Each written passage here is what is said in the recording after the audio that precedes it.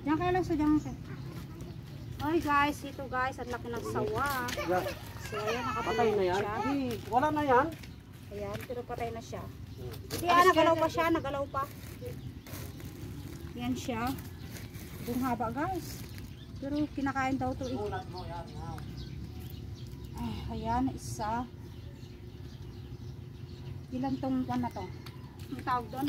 Dangkal ba lang? Buhay pa ta. Ayan. Oh my God, sobrang haba. Sobrang ano, ganyan na siya. Isang di pa maigit. Ganyan lang yung ano ko eh. Ayan siya.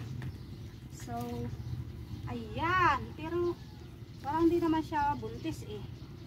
Saka hindi siya nakakain pa oh. Gutom pa yata to. Wala pang laman yung tiyan niya, Kuya Rex. Wala pang laman yung tiyan niya.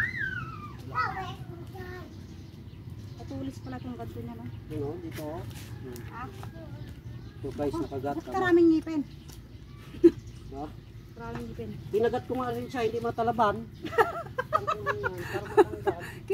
Kinagat po siya ng sawa. Tapos, ang ginawa niya, kinagat niya rin daw to. Gusto niya rin kagatin, kaya lang hindi tumalab. Kasi walang ngipin. Walang ngipin yung aking bayaw. Kaba. Kaya mo guys. Oh. Ayan siya. Gumagalaw pa naman siya. Buhay pa siya. Ayan, okay naman yun.